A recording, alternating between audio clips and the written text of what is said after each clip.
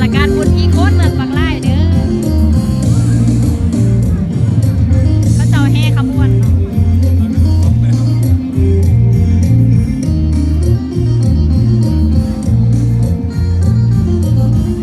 เมืองปักไร่เมืองปักไร่ดินแดนแห่งภูเขา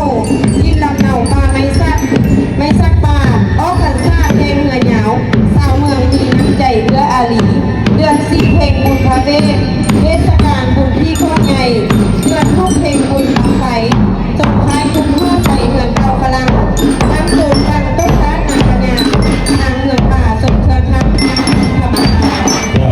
ถ้าตอนนี้ก็เป็นคนกำลังเข้าไปสู่ร้อนถึง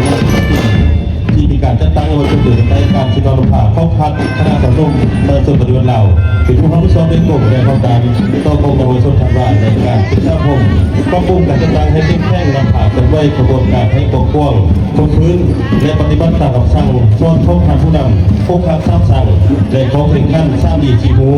เยาวชนทันว่าเป็นคนหุ้นซื้อทอดภารกิจข้อประเทศชาติ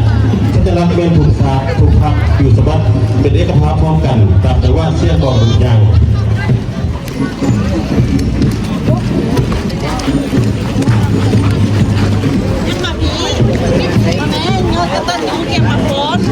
ตามมาด้วยขบวนที่ซ่องเม่นขบวนก้อนกำลังสาวนุ่ม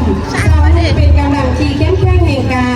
ในกองการต่อสู้พวกพัฒนาและพัฒนาสร้างชาติประเทศชาติไปตามแนวทางข้อผักข้อรัฐที่บางใบมีมูลเสือมานะบักบันและเสียสละสู้สนดังคำค้นของสาวนุ่มทีบาบอนใดยากสาวนุ่มบุกบอนใดถูกสาวนุ่มพันธาเมื่อใดสาต้องการสาวนุ่มข้านอาซาสัญลักษณ์ทุ่งทุงผิวมีลายซีซันแสดงถึงความสามัคคีความเป็นจิตหนึ่งใจเดียวเป็นผู้ซื้อพอภารกิจปฏิบัติเป็นแค่ขั้วของผักสาวนุ่มเปียกเมื่อนกอินทรีที่บยานปัวเตอพายุลมแดง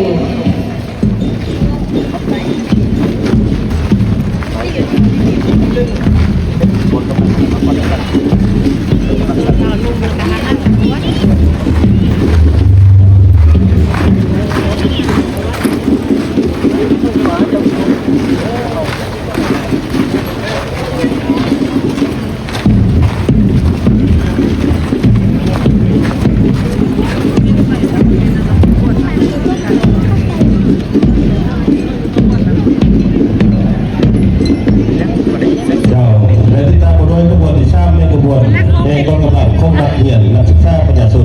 ภายในเมืองเป็นคนกำลังสอบรู้สมัยข้าวของภูเทคโนโลยีอันใหม่เพื่อนำมาพุ่นใส่ยังวิชาเขาในการพัฒนาประเทศชาติให้เป็นกลุ่มเจริญก้าวหน้าอย่างผลยุติอย่างทำทานแล้ว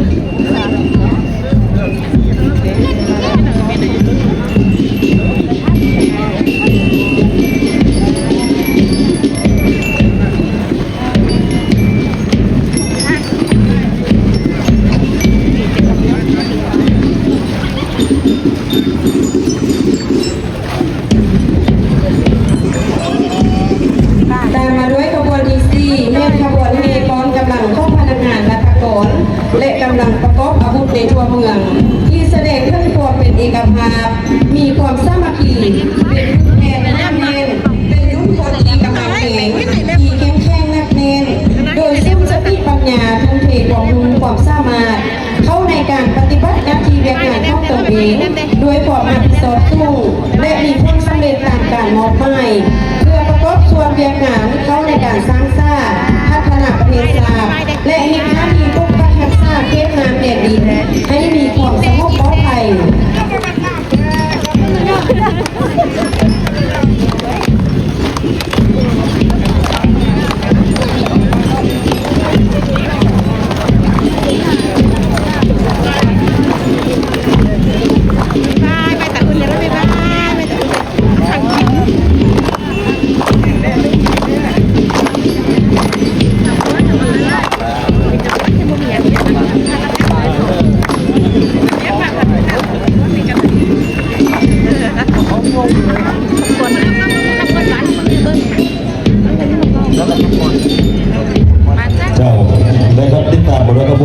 เพราะวันนี้ก็เป็นขบวนที่5 นอกเมตรขบวนเทพเวศสันโดษ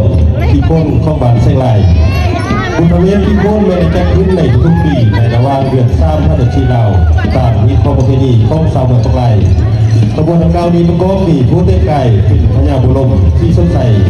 และนางพุทธดีผู้เป็นผู้เป็นญาพ่อพระเวทมีพระเวทสัดดอนและนางพทีมีบุตรชายคือเทาขันห้าบุตรหญิงคือนางซาดีมีตองคำเขามีองคลักษ์มีบรรดาองค์การปกครองทั้งคนต่างๆและประชาชนบรรดาเขาฟ้องทางทหารป้องกันและที่พ้นโดยย้อมมาจากต่อทรัพย์ที่ตามคนและพระเวทเขาเมืองเพื่อมายืมต่อปกครองมาเมืองให้เย็นเป็นสุข